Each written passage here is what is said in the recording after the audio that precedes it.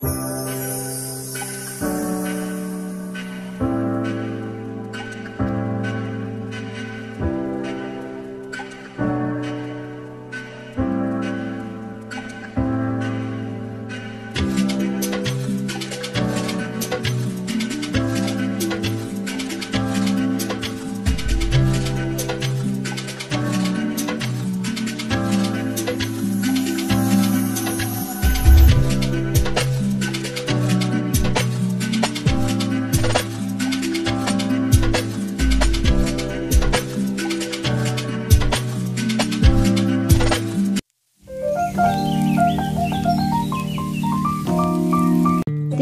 মতো আজও সকাল সকাল ঘুম থেকে উঠে দরঘর ঝাড় দিয়ে শ্বশুর মশাইয়ের জন্য চা করে নিচ্ছি। চা দিয়ে তারপরে হচ্ছে পাম্প থেকে জল পুরে স্নান করে ছাদে চলে এসেছি পুজো করব বলে। আজ বাংলা বছরের প্রথম দিন, তাই আমার সমস্ত ইউটিউব বন্ধুদের জানাই শুভ নববর্ষের প্রীতি শুভেচ্ছা, অনেক অনেক ভালোবাসা আর বড়দের প্রণাম। আশা করি তোমরা সবাই ভালো আছো, আমি পড়ি সবাই ভালোই আছি। আমি পিয়ালি জীবন কথায় নতুন দিনের একটা নতুন ব্লগ শুরু করছি নতুন বছরের। নিজের সমস্ত কাজ শেষ করে আজ সকাল সকাল স্নান করে নিয়েছি। এখন বাজে প্রায় 9:30। শ্বশুরমশাইকে চা করে দিয়েছি। তারপরে হচ্ছে শরবত, আমরা হচ্ছে পাতার শরবত খেয়েছি। দিয়ে নিচে মন্দিরে পুজো হয়েছিল, পুজোর দিদি সমস্ত জোগাড় করে দিয়েছে। কারণ আমার যেহেতু অসুখ চলছে সেই জন্য পুজোর হাত দিতে পারবো না, আমি শুধু উপরের পুজোটাই করি, না হলে হচ্ছে মন্দিরটা ধুই বা নিত্য পূজাটা করি, কিন্তু কোনো বড় পুজোয় আমি লাগি না। আর কয়েকটা মাস হলেই অসুখ কেটে যাবে। দিয়ে উপরে পুজো করব বলে চলে এসেছি। যেহেতু আজ বছরের প্রথম দিন, একটু ভালো করে পুজো তো করতেই হবে, একটু সময় লাগবে, সেই জন্য তাড়াতাড়ি চলে এসেছি। তোমরা ব্লগটা দেখতে থাকো, আশা করি ভালো লাগবে। আমরা বলি বছরের প্রথম দিনটা যেরকম করে কাটাবো সারা বছরটা সেরকম করে কাটবে, কিন্তু কোনো কথাটাই সত্যি নয়। তবুও একটা ভাবনা, দেখো ফুলগুলো কি সুন্দর ফুটেছে। পুজো করার পরে একটু ধূপ প্রদীপ দিয়ে আরতি করে নিচ্ছি। আমাদের গ্রামে চণ্ডী মায়ের মন্দির, মনসা মায়ের মন্দির আর মহাদেবের মন্দির নতুন হয়েছে, তোমাদের তো বলেছি। মানে সমস্ত রকমের ঠাকুরের মন্দির আছে। তারপরে তো আমার বাড়ির মন্দির আছে, সেখানে রাজরাজেশ্বর থাকেন। সব মন্দিরে কি হয় বলতো, এই নববর্ষের দিন সবাই পুজো দিতে যায়, সেই জন্য দিদিও পুজো দিতে গেছে। আর এই ফলগুলো উপরে পুজো করব বলে রেখে দিয়ে গেছে, সেই জন্য প্রসাদ দিয়ে দিলাম ঠাকুরকে। তারপরে পুজো করে প্রণাম করে নিচ্ছি।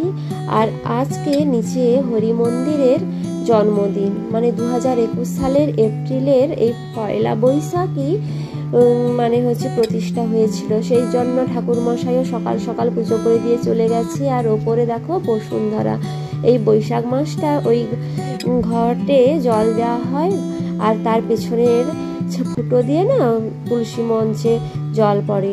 তারপরে আমাদের পুরনো বাড়িতে ফিস্ট হবে বলে পুজো করে খেয়ে দিয়ে বিছনাটা গুছিয়ে চলে এসেছি। পরিয়ে আসছে তার পিপির সঙ্গে স্নান করে একেবারে, আর আমি চলে এসেছি আনাজ কুটতে হবে বলে। এসে দেখি অনেকটা কোটা হয়ে গেছে, ইঁচড়ের তরকারি হবে, ভাত হয়ে গেছে, আলু কুঁদরি সেদ্ধ হচ্ছে। তারপরে আমিও আনাজ কুটতে বসে গেছি। প্রথমে আদা ছাড়ালাম, তারপরে হচ্ছে পেঁয়াজ কাটছি, আর সবার সঙ্গে গল্প হচ্ছে। এইটাই মজা আর কি ফিস্টের।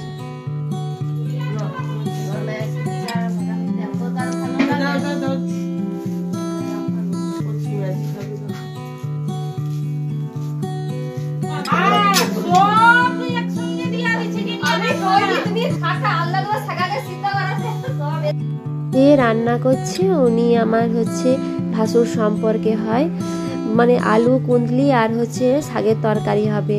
বলছে একসঙ্গে সব দিয়ে দিই, তখন আমি বলছি আলু কুঁদলিটা সেদ্ধ করে নাও, তারপরে শাকটা সেদ্ধ করে তরকারি হবে। কিন্তু দাদা কি করেছে, কার কথা আর কে শোনে, আলু কুঁদলিটা হালকা সেদ্ধ হতে শাক দিয়ে পুরো ঘেঁটে দিয়েছে। আর কাকিমা এসে বকাবকি করছে। আর ফিস্টের তো এই মজা, এ একবার এসে নেড়ে দেবে, সে একবার এসে তরকারিটা তুলে দেবে, এতেই মজা হয়। যাই হোক, তারপরে হচ্ছে হিঁচড়টাও বেশি সেদ্ধ হয়ে গেছে, কাকিমা বকাবকি করছে।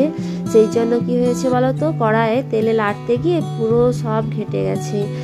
তারপরে হচ্ছে এদিকে পেঁয়াজ কাটতে কাটতেও আমাদের চোখ দিয়ে এমন জল বেরোচ্ছে, পুরো যেন মানে কেঁদে ফেলছি মনে হচ্ছে। আমার পেঁয়াজ কুটলে তো মানে প্রচুর চোখ দিয়ে জল বেরোয়। তারপরে এখানে কি হয় বলো তো, সব কাকু জেঠুর বাড়ি তো, আর এখানেই এই পুরনো বাড়িতেই আমি প্রথম বিয়ে হয়ে আসি। 6 মাস এখানে ছিলাম, তারপরে নতুন বাড়িতে গেছি। এই বাড়িতে ওপরে একটা রুমে আমি থাকতাম, নিচে এই দিকটাতে রান্নাঘর ছিল, এখানে সেই গ্যাস টেবিলটা ছিল, গ্যাস টেবিলে এখানে রান্না হতো। আর সিঁড়িটা দিয়ে উপরে আমি থাকতাম, নিচেও একটা রুম ছিল। কত পুরনো স্মৃতি।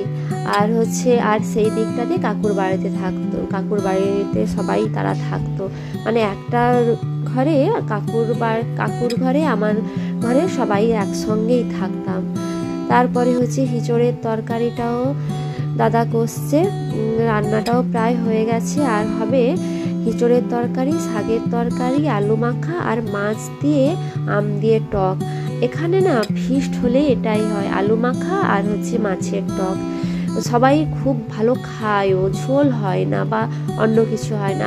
আর যেহেতু নববর্ষ, সবাই মন্দিরে পুজো দিয়ে এসছে, সেই জন্য তো মাংস ডিম তো হবেই না। দিয়ে সবাই খেতে বসে গেছে। আমি পরীকে খাইয়ে দিয়ে ওর দাদুর সঙ্গে না পাঠিয়ে দিয়েছি। আমি বলছি তুই যা, গিয়ে ঘুমিয়ে পড়বি, আমি খেয়ে সব কিছু গুছিয়ে দিয়ে যাচ্ছি।